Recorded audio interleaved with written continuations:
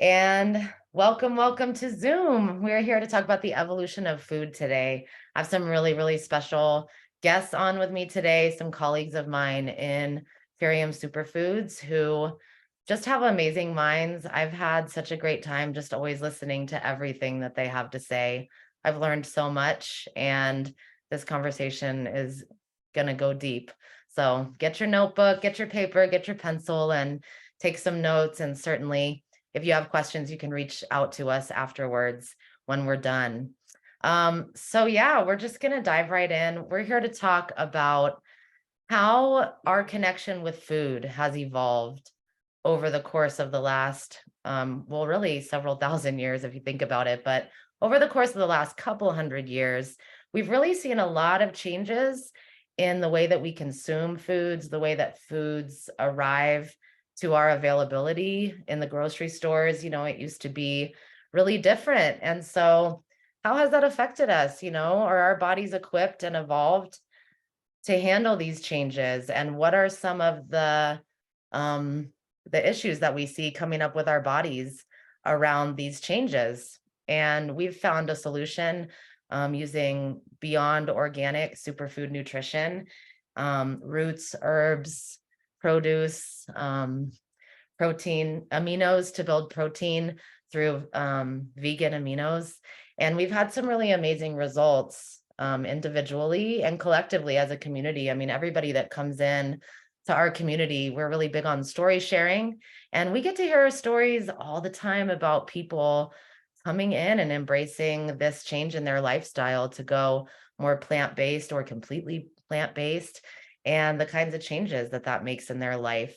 So I want to just go around one time, and we're going to introduce ourselves and tell you our name and talk a little bit about our personal food evolution. And so I'll start. My name is Barbara, and my food evolution, I was raised by hippies, signing up at the Greenpeace booth at the festivals when I was just a tiny tot. I worked at the smoothie booth, and one of my first jobs was at the juice bar at Sun Harvest Farms down in Texas. And I really lived a very healthy, active lifestyle. I was dancing all the time and just so full of life, embracing all that energy that we have available to us. And I got married, and my whole food philosophy shifted. I was on food stamps. I perceivably couldn't afford the healthy lifestyle that I was missing in my life. And it kind of turned me. I kind of like went punk, and I was like, whatever, none of it matters. And I started eating fast food. And, um, you know, my ex-husband and we have kind of different food philosophies at that point, right? And just out of convenience, I found myself just getting what I could when I could. And I still tried really hard to feed my kids the best food that I could. And I did a pretty okay job. But if I had known then what I know now, and when I got divorced, I was able to really embrace my own self-care again in a way that was uninfluenced by being in a relationship with somebody. For me, that was huge. And I stepped out in that independence and in that sovereignty. And I really took a hold of treating my body in the way that I wished to. And I have seen so many toxic things as a result just dissolve out of my life, not only relationships, but foods I was eating, consuming alcohol, smoking weed, all of these different ways that we have chemicals come into our body. And so I'm just happy to say that I have evolved and am continuing to evolve. There's still things that I'm learning to let go of, and I feel like it's an ongoing process. No matter where you are in that process, this community is here to help you evolve and grow into all the knowing that's available to you. So I'd like to go ahead and pass the mic to Kevin Luna and just welcome him here today. He has defeated his own autoimmune disorder, which I recently found out that my sister also was diagnosed with a few years ago, which I'm going to talk to you more about that another time. But he is a superfood mentor. He's a food activist, a vegan, and he is on the front lines of autoimmune, fighting this autoimmune thing, like, how do we overcome this? Where does this come from? So go ahead, Kevin, tell us what you got going on. Yeah, thank you so much. My name is Kevin Luna, and I really, really appreciate you, Barbara, for everything that you said right now and just putting this together. Like this is really incredible. Like what you did to put this together and organize this, and have this kind of conversation, and even the way that you put it, like food evolution.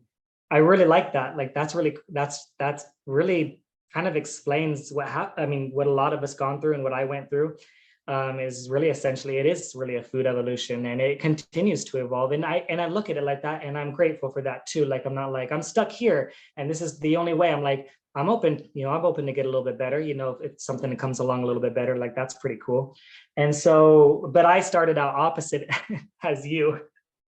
I started out definitely more the standard American diet, all the way, from the beginning, from the get, even until growing up, at moving out at 18.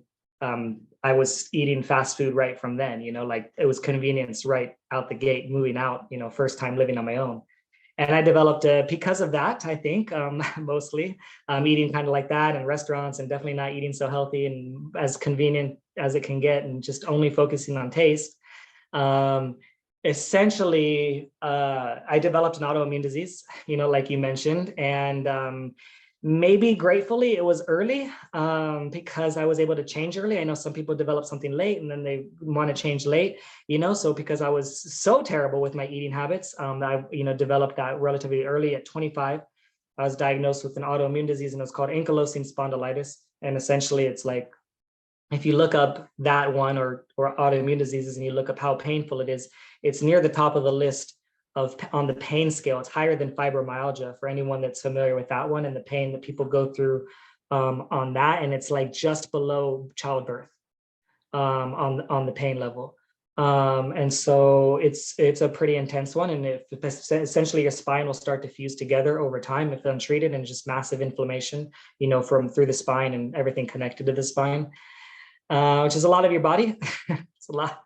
That's a lot of it. It's not a small part of your body, and one of the most sensitive parts. Your spine is a lot of nerve endings there. So essentially, pretty crazy or so. And I didn't know what to do. The doctor said, there's nothing you could do. It's $4,000 a month essentially for the medication, and no solutions. But eventually, I was able to find some food solutions, and make some changes. And I know we're going to talk a little bit about that, as well. But essentially, figuring out how to reverse my autoimmune disease, through proper food, gut health, nutrition, nutrient dense foods, food, grown in regenerative soil, and just the power that has, and learning the power of foods.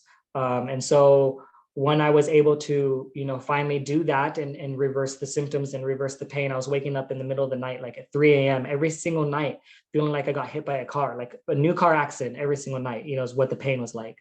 And so when I was finally able to get that out, of my body, I wanted to help others, with their autoimmune disease, because I figured I had experience in that, and what better way to give back to others. So I do my best to help people say goodbye to autoimmune disease, is essentially what I do now, the best I can. And so, yeah, that's my story, and I'm happy to be here and talk about food, because Oh, beautiful. It's I've been working in so food since I was 16, by the way.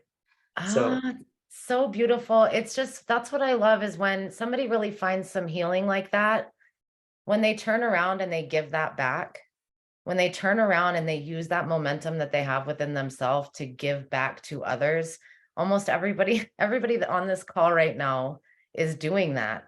And it's so powerful, a thing that we can do as a community. And with John Rhodes, I connected with him really early because my mother was diabetic and she had a kidney transplant about 20 years before she passed. And in caring for her, I really was super inspired to learn more about how to care for myself.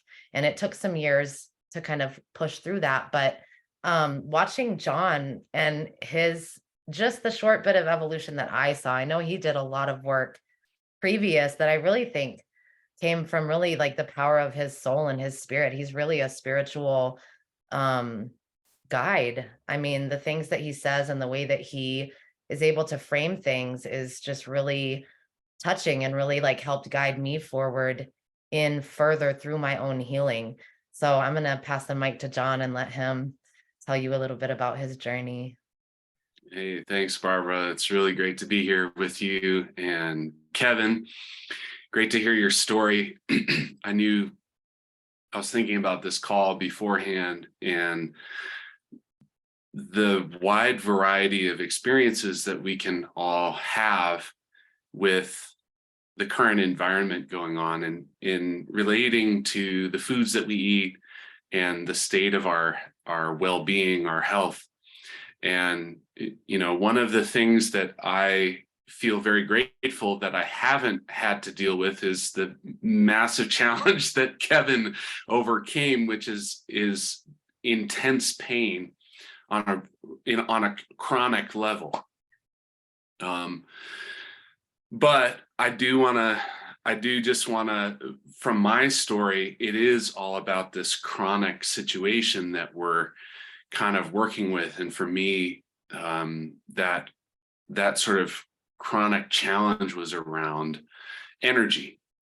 And when I was about 30 years old, that this is 14, almost 15 years ago now, I developed type 1 diabetes, which we're seeing in today's society is cropping up much more frequently in adults than it once did, as the disease used to be known as juvenile diabetes because it seemed to mostly only occur in children.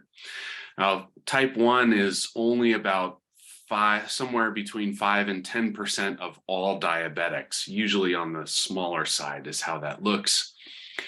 And it's not today classified as a lifestyle disease. However, in the study of epigenetics, which is looking at how environment impacts the way our genes are expressed, we can begin to see that because of the way that our environment is, it is impacting the way our genes are expressed and therefore how we experience our own health.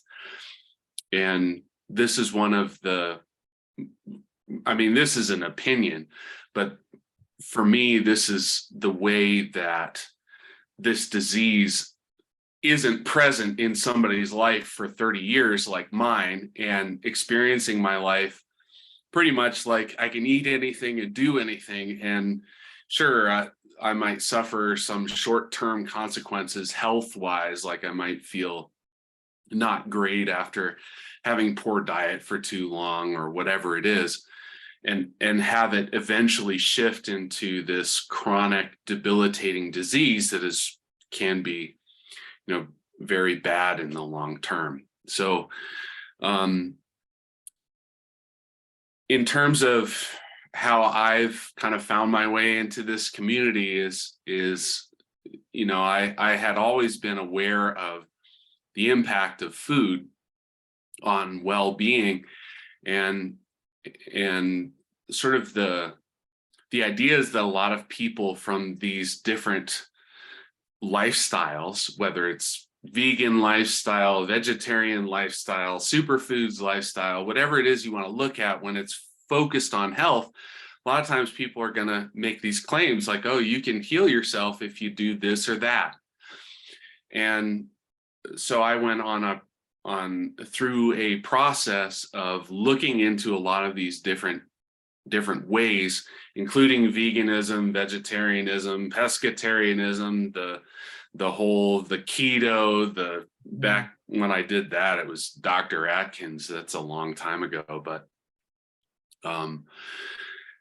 essentially I couldn't find a diet or a lifestyle that allowed me, first of all, the freedom that I needed to still have, meaning we could all produce sort of like perfect health if we followed the right guidelines the right way, meaning all the time. We never screwed up. We never ate something we shouldn't eat. We never, did those things from time to time. And I've still in my life needed enough leeway to allow me a little bit of wiggle room in terms of I don't have to be perfect every single day with the way that I'm doing my life, in order to feel good on a daily basis. And these superfoods, you know, as you've mentioned, beyond organic, regenerative soils, I couldn't find a way to get the number of nutrients into my body to keep things like inflammation at bay and to like fuel my body in a way that my body needs in order to regenerate from this chronic disease all the time.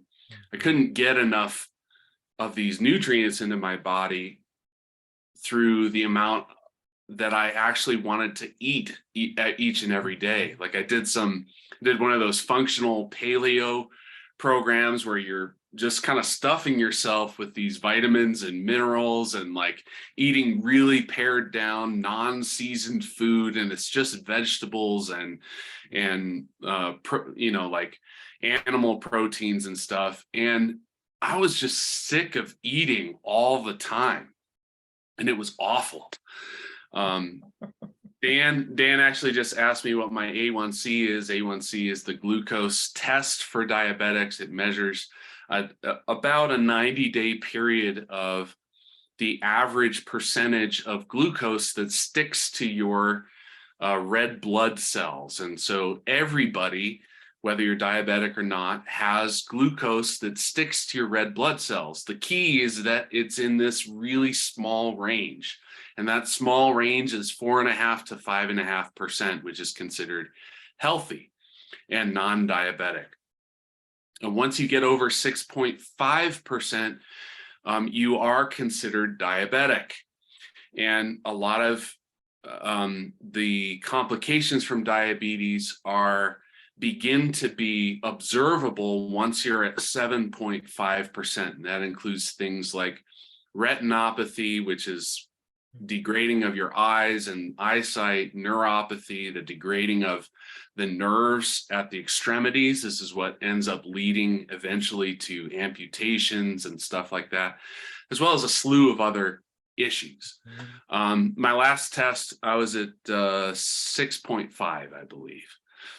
So I lowered my A1C3. I know Kevin just mentioned this too. When I started doing Purium, part of the reason why I started is because I had a pre-diabetic diagnosis, and I was up to 5.8. Yep. Which is getting closer to 6. Yep. And I started Purium, and I didn't go into the doctor again for 1.5 years. And when I went back in, they eliminated that pre-diabetic diagnosis.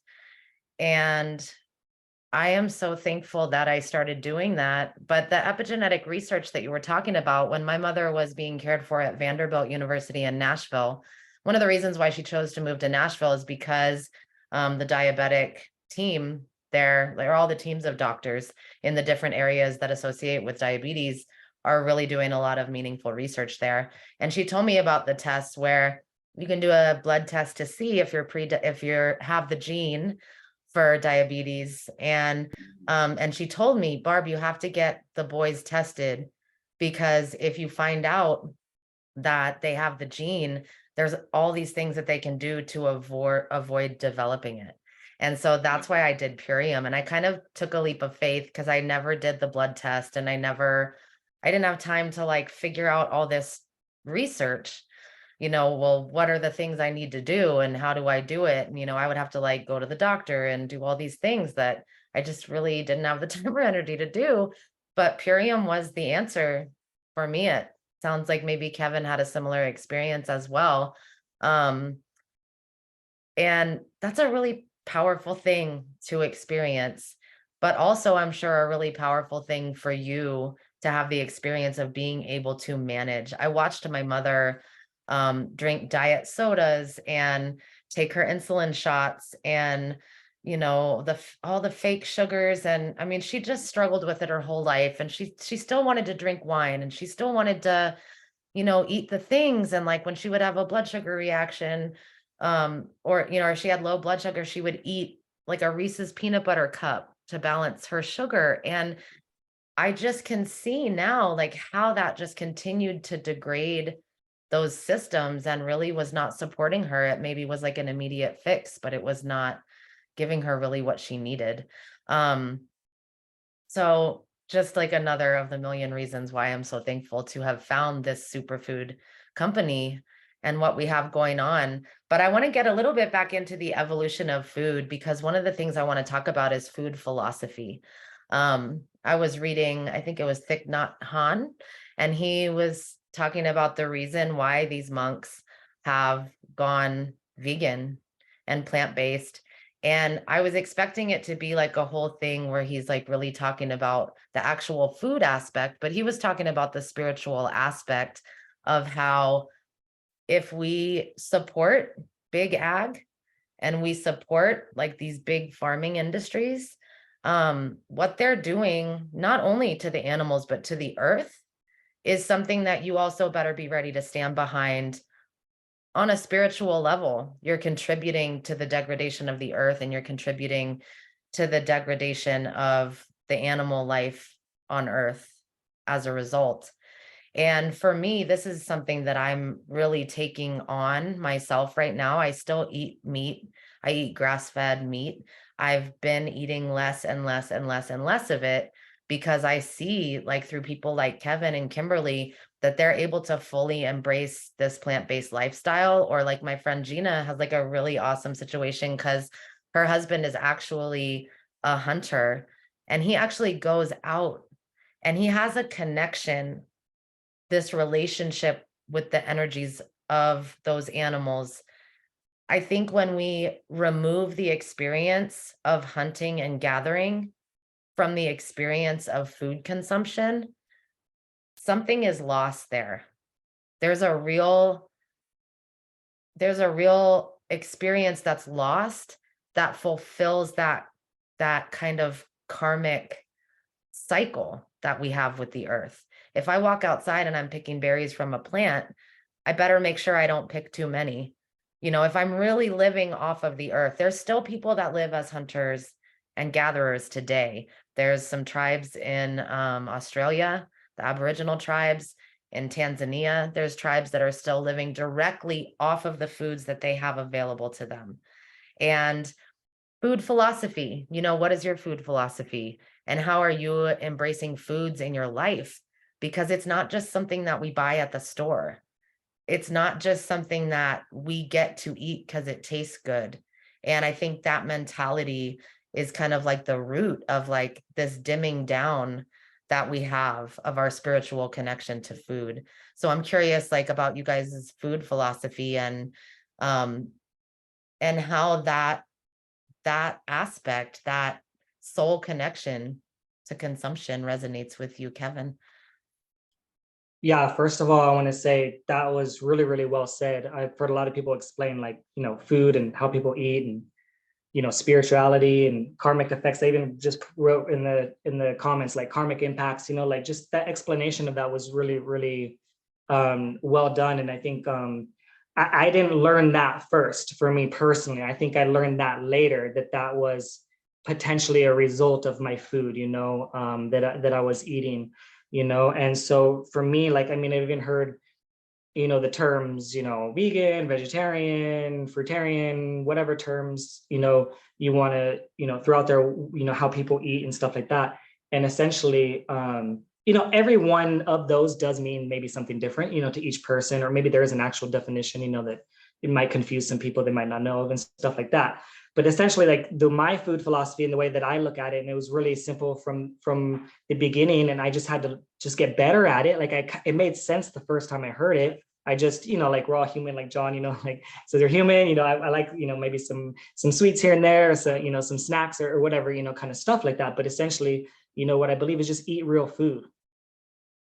Like that's as simple as it is. What is real food, and I, and I look at what is food, and I say this is food and this is not food, and I just distinguish, that's how I distinguish stuff. Like that's a food item, I could eat it, or that's not a food item. I don't eat that. It's not food, right? And so like that's how I make my distinguish, and like even a lot of us believe, and I think I mean everyone here watching that I see in the screen here definitely believes, and here's this all the time, the quality of food that you eat, is equal to the quality of life that you live, so if I identify something as food, first, it's like first step one, is this food, is it edible, right? Or whatever, and then step two, like, what's the quality of this and what is it going to do for me, and can I get more of that in, and can I get, what's the consequence? I always like looking at like learning or when in medicine or experiencing, the side effects, because what shifted me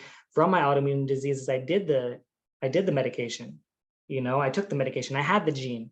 Everyone talks, do you have the gene? You have the gene. Yeah, I was diagnosed with the gene, what I mean, that everyone has for that particular disease. You know what I mean? They always talk about, did you have the gene? It's a question people always ask, like you were saying, Barbara, like I didn't have the testing, like I had all the testing, what I mean? I was taking the medication, but the side effects, you look at the side effects of any medication.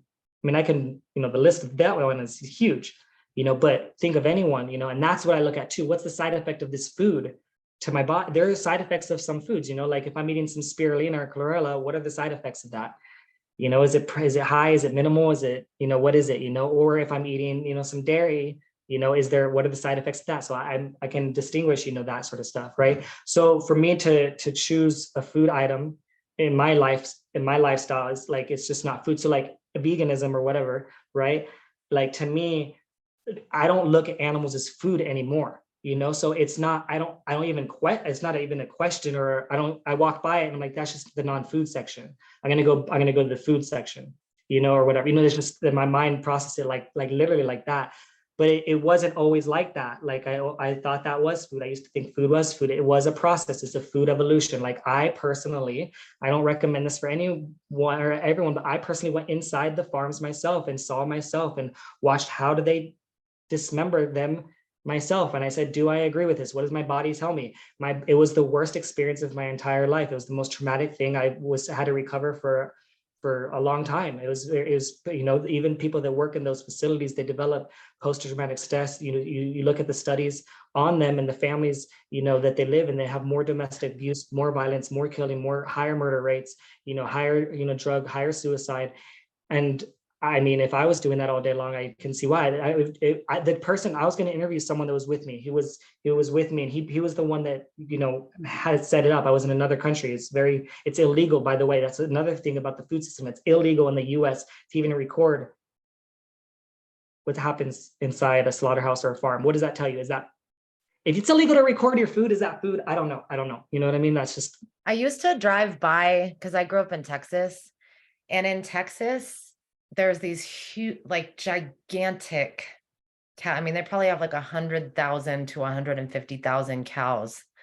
And when you drive through these towns, you have to prepare yourself mentally for what you're about to smell. Yeah. And it's not just the smell of like cow poo in Colorado, like, when it's about to snow and we get the cow poo smell and everyone's like, oh, it's the cow poo. It's like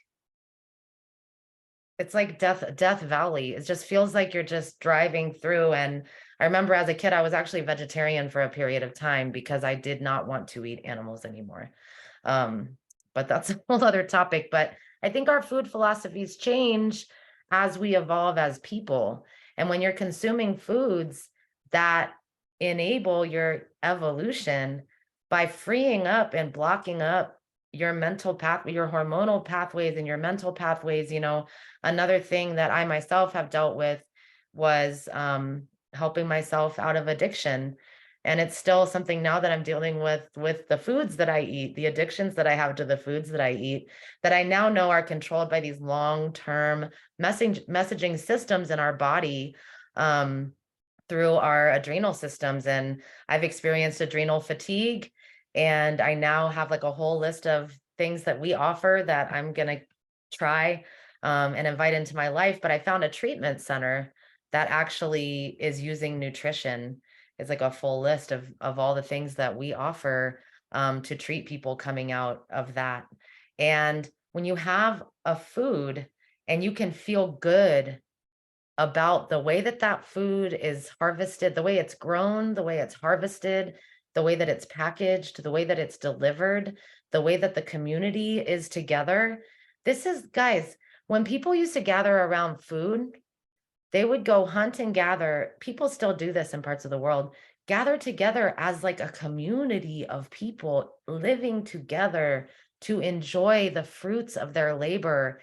And that is what I feel like I have reconnected with here at Purium, is that we are all here supporting something that is so, I'm going to call it evolutionary. It's really revolutionary, but I say evolutionary because it is a stepping stone, right? We are like returning to a way of connection, and we're returning back home to our bodies, and we're returning back home to our connection to living with the earth.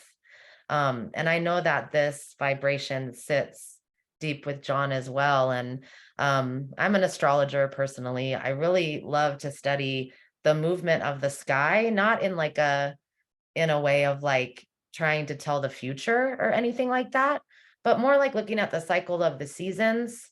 There's so much that we've learned as humans from observing the earth and from watching these cycles that happen, like when we move from this season to that season, those changes that happen, those affect us because that's our visceral experience. And so I kind of do the same thing with the stars up in the sky. And if you look at like quantum physics, you know, those energies are at play within us. And the energy of our food is very much the same way. I feel we consume the food, and the food has a real visceral effect on us. And I know that John also studies like gene keys and some things like that. So him and I have gotten going before on stuff like that. But yeah, would love to hear more about what you have to say too, John. Yeah, there's a lot of thoughts that I had, while Kevin was sharing about his experience and you as well. And I kind of want to frame those responses in this idea of food philosophy that I've kind of arrived at this point in my experience, because it relates to things that both of you shared. And it has to do with efficiency. And this also ties into this idea of food evolution over thousands of years, and how, humanity likely began only as hunter-gatherers, and eventually, we became agriculturalists. Some, maybe 10,000 years or so ago, they think, something like that. I'm not a historian, so I don't have that specifically, but our efficiency grew to a specific point in the very recent past. Within the last 100 years, we're in the 20s, we're in the roaring 20s. Everybody talks about the roaring 20s as this sort of like period of opulence and everything, and which was followed by the Great Depression, a time where most people went without food, the ability to feed themselves very well. And in response to that, what we have is today's food system. To bring us out of the Great Depression, we had what many cultures around the world refer to as the Great War, World War II. Well, maybe that was World War I that they say it about. Anyways, World War II brought us out of the Great Depression because we had this massive machine that was generating profits for us. And once that machine finished, when the war was over, that machine got translated into our agricultural systems. And so today, now we have, I don't know what the statistics are, but if you look it up, it's just mind-boggling the amount of meat, fat, sugar that we consume on a per capita basis, on a per year basis. If you look at the number of pounds of sugar, the pounds of meat that we consume, and you compare it to what human beings consumed 100 years ago, we're living like kings, these, royalty from the past. So this is where efficiency comes in. But we've gotten to this point of our consumption where it's now damaging our health because these foods, these sugar, like refined sugar, while it is on a certain standpoint, this is like the most pared down version of a necessary fuel for the human system. It's been removed from all of the things that we need that we can begin to look at as having spiritual basis, which is living water and living sunshine. When you when you bring a food like sugar cane down into its pared down white table sugar element, now it's been separated from the plant that it came from. And it's also, this is a plant that if you pluck a sugar cane out of the ground, you can chew on it, yes. And some people may have done that historically and enjoyed that to some extent, but it's so fibrous you can't actually consume it. It's not to Kevin's point, it's not food because you can't eat the whole thing. It's really been processed in a similar way, and I'm going to hand it right back to you. But what I'm thinking about right now is, because my father is a research psychopharmacologist and he studies how to create drugs from raw materials. How do you take the thing from the plant and highly concentrate it, deeply concentrate it, and increase its potency to a point that it now becomes a drug, right? A scheduled drug. And the sugar trade, which I have always related in my mind to the development of the disease of diabetes, is kind of the first time, right? It was like the spice trade, like the Red Road, all the spices were being traded and sugar became like a really hot commodity. And they found a way to concentrate it and make it more potent. And now I asked my friend the other day to keep track, just for one day, I'm going to ask you to keep track of how much sugar and salt your child consumes today in one day. And by the end of the day, he had his child agree to have no added sugars in their home. I mean, this is the kind of evolution that we need to get outside of all of that stuff that happened through the agricultural food revolution and then the industrial, right? All of these techniques of fine tuning food and extracting food and all these things, that's the industrial revolution of food, the mechanization of how it's being provided to us, and I dare say politically allotted to us, which we can touch base some more on. I really would like to talk about the false food pyramid a little bit and how these developments in agriculture and the industrial revolution have led us to have some self-defeating beliefs about what we're even supposed to be eating. My son was in here earlier like, oh, Mom, there's a South Park episode about that. I'm like, why is my kid learning this from South Park and not in school? Like, I know you've got stuff to say, Kevin, please. Oh, no, I was just thinking that was kind of funny about the South Park. Like, I remember as a kid, know. I learned a lot of stuff from South Park that maybe I wasn't supposed to learn yet. But later on, I realized, they were onto something, I guess.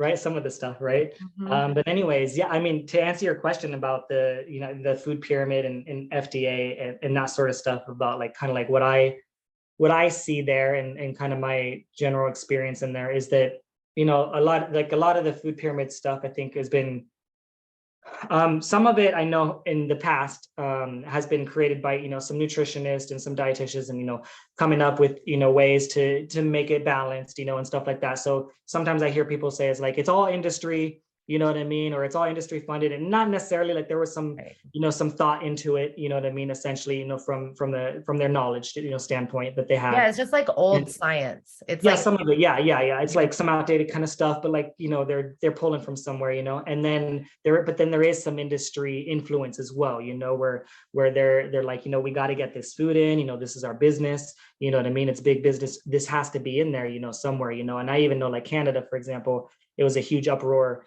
in their food pyramid system, their food pyramid kind of thing, when they took out dairy. They said that's not a food and it doesn't belong in the food group system anywhere. And so the dairy farmers, of course, like what the heck, but that was based on newer science, newer information, you know what I mean? Newer information on food. Whereas like the US one is a little bit more outdated, and industry there is a little bit heavier. I mean, even like something like Play 360 or Play 60, I forget the name of it, for kids, is funded directly by, the government and the dairy industry together. They pay, our tax dollars go to fund that, and they actually get dairy into the kids for athletics. So they believe, dairy builds strong bones, and so they're like in big muscles, so they got to get it in the kids early, so that's part of that system there. There's a great book called Meatonomics that I read, which is absolutely incredible, and it really explains the economic breakdown of every single food product, from those industries, that we were talking about, and it breaks down the cost of every single one, and it breaks down exactly how much it costs to produce, exactly how much it costs in healthcare, every single cost, even down to the environmental cost. What does that cost? Because let's say pollution from some of these farms, they don't have to pay for that. Somebody does. Somebody's got to pay for it. They don't. There's a lot of loopholes within that, system. So, for example, that's a great book. Read that. It's absolutely amazing. It was written by a lawyer from the law standpoint, from a legality standpoint. So it's legit, like it's real, it's like real good information, you know what I mean? But anyways, with the FDA, just real quick, what is the FDA? Food and Drug Administration. So what does that mean? Essentially, like, you just think about it for a second, right? They essentially, or the organization that oversees all food and drugs, but they should be, in my mind, disconnected. I don't know why they're together, but they are, and so they work together is one of the big things. So even the chemical farming that we have, that works to make people a little bit sick. People get sick, then they get the pharmacy, the food and the fast food. They fund each other. There's a lot of working together, business kind of strategies. Some people say collusion or corruption. I don't know. I think it's open. Like, you could find the information. It's not corrupt. It's just look and follow the money. Look at where it's going to the politicians and who's funding them. The money coming from the commercials, the ads, who owns the TV revenue, and where the ads are coming from. You follow a little bit of the money trails. This is not any kind of weird conspiracy or anything. There's just open information. They're called the Food and Drug Administration. They tell you what they do and what they regulate. You just go look on their website and just see if it raises any red flags. Why are both these bodies governing, the same thing? They should be separate, and so when they do a third party test, like, oh, let's test the food to a third party, let's bring in the third party. It's not a third party. It's within the same organization. They just say it's from a third party. So then they go and they say, is this approved? You approved your standards? Is it safe for people? And they say yes, even though it's not, but they're in it together. They're working together. So it's kind of like, it's not a real third party test in a lot of situations, if that makes sense. So those are just some things, a lot of comments, Bayer, Bob, Monsanto, and look at their record. And that's what they do sometimes. The new company or old companies will get bought out by other companies and expunge their records. Like, nope, we didn't do that. That was not part of our history. Look, we were in 2009. That's when we started. What happened in the 60s is, has nothing to do with us, but it's the same company bought out by another name. In my mind, like, when I think about all this, like, political aspects of food, and like you said, like, I don't think that any of these initial developments, like in the medical community, in the scientific community, even, sometimes in the political community or whatever, it's like we talked about earlier, it's like they were working with the knowledge that they had at the time that they put these systems in place. But we have more knowledge now. And I just want to say, like, another simple truth, like you spoke to simple truth earlier, is that we are human beings living on the earth, and there is no reason that we should not have access to the fruits of the earth. There is no reason why we as human beings living with what we know now, why we shouldn't have access to clean water and pure foods. And it's the systems themselves that have become self-perpetuating, and the ways that they work together, like you said, like all the loopholes that were left got completely like manipulated and filled up by anybody whose motivation was money, anybody whose motivation was control, anybody who essentially was like living in fear. You talked about the Great Depression. Like in America, one of the biggest things is like you can come from nothing and have something. So when you come from nothing and then you have something, people will do, we've seen anything to hang on to that.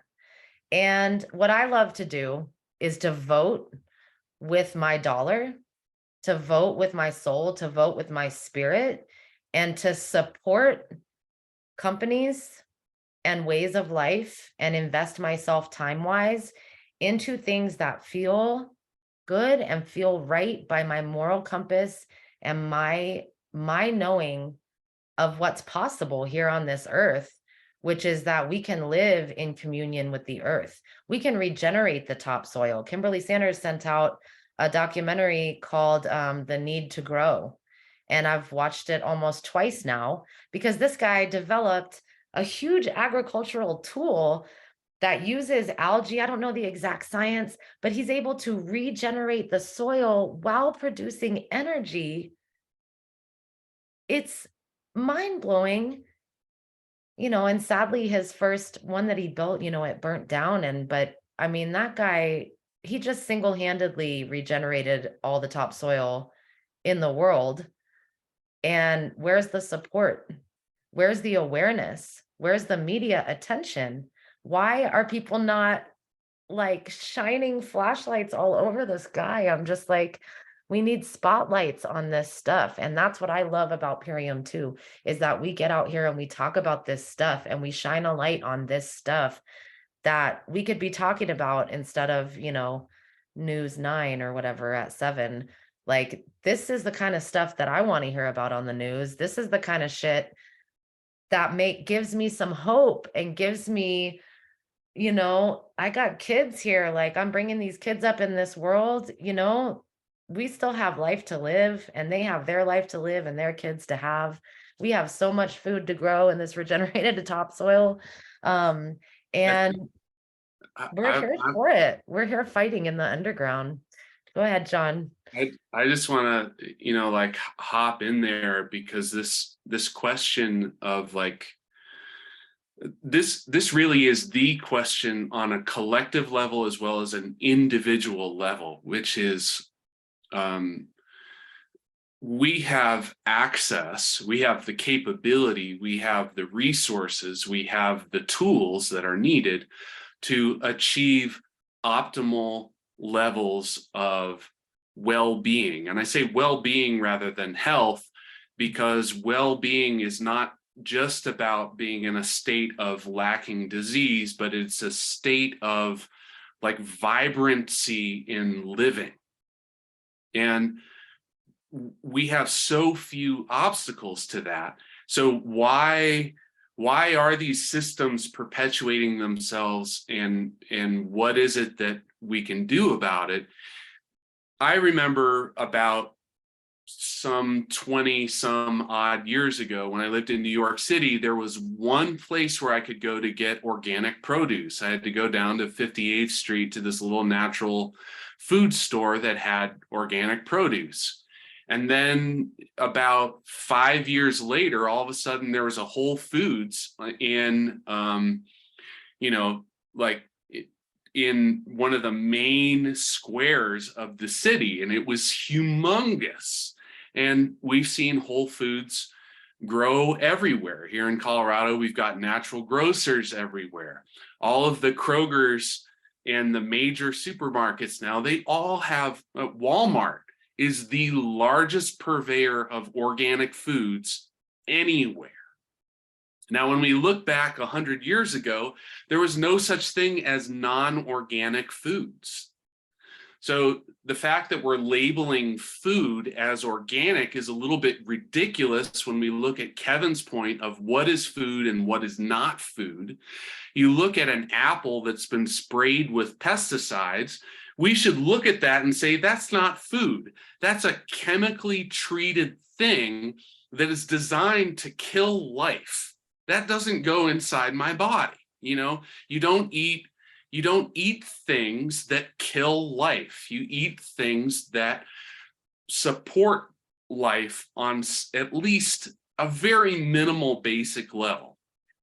And, you know, you can go super extreme with that, or you can go really just barely.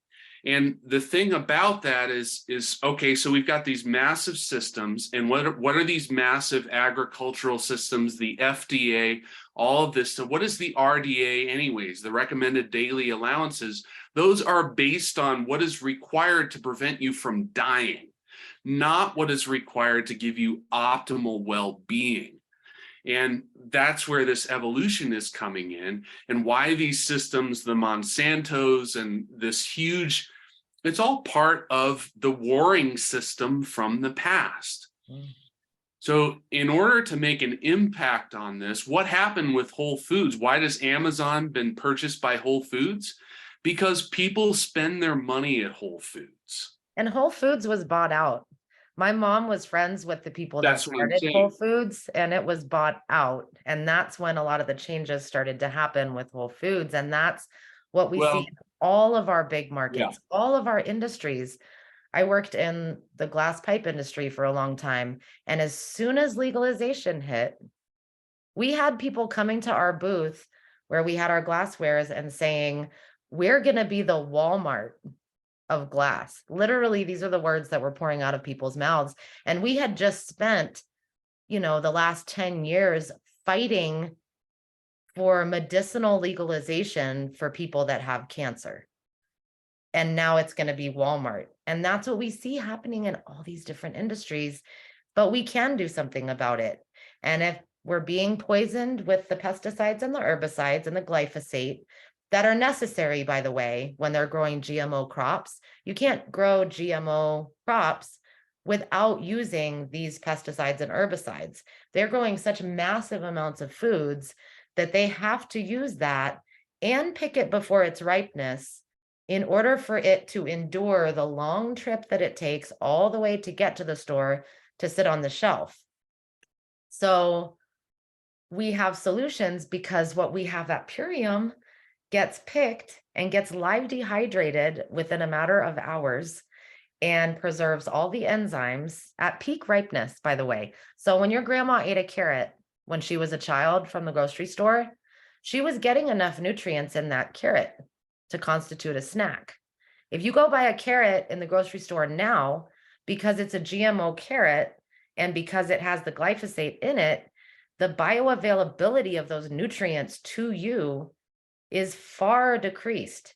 You're going to have to eat, I can't even remember the exact number, but like 100 carrots or something like that, 200 carrots in order to be able to get what your grandma got from one carrot during the Great Depression, is when my grandma was a little girl. You know, it's just mind blowing, but it's like, look, if we came here from there in 100 years, we can get back there in 100 years if we intentionally live our lives and make choices and vote with our dollar in a way that's impactful, you know. And for me, that's just really like everything for me. And I, one of my first story shares with Kimberly, I think I like went on and on about this, but it feels so good to consume food that is for your best well-being, to spend your dollars with a company that is also for your best well-being, the well-being of the earth, the well-being of its community. There's nothing that feels better than knowing that peace of mind, you know. And as you're finding well-being and thriving in your body, you're able to release your mind too, because you know you're living in a conscious way. You know that you're participating in conscious commerce. So for me, just Purium answers every call, you know. And there's certainly, you know, there's people doing urban farming and you can get produce delivered. And one of my nanny family's parents, they do the delivered produce box every week.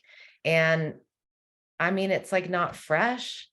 It's already got bruises. It's nothing. It can't even touch the flavor and the taste of what these live dehydrated superfoods are. I mean, the experience of it, and you feel it right away. And I'm just so thankful to all of you. Kimberly Sanders has single-handedly saved my life and the lives of so many people just by her presence in the world and her being. And, this is all rooted with Dave Sandoval and Amy Venner and our Kind Human team, which Kevin is a part of. And I'm just so thankful to work with all you guys. And we've got this, guys. This is the revolution. This is the food revolution through Purium. And this community is here to support you. And once you figure that out and you unlock that with yourself and you try these foods, you're going to understand how you're making an impact. We have 60 years of topsoil left in the world if we don't do it and do it now. So come join us. Whoever showed this to you today, I hope that you will reach out to them and see how you can do your part to support this evolution and move us. Future is now. I know somebody posted that in the comments earlier, and that's it. That's the spirit. Future is now. So I hope everybody has a beautiful, amazing rest of your Sunday. I want to respect everyone's time, but thank you for being here and taking this time for yourself, doing this thing for yourself and for the planet. Happy Sunday to you all. All right. Ooh.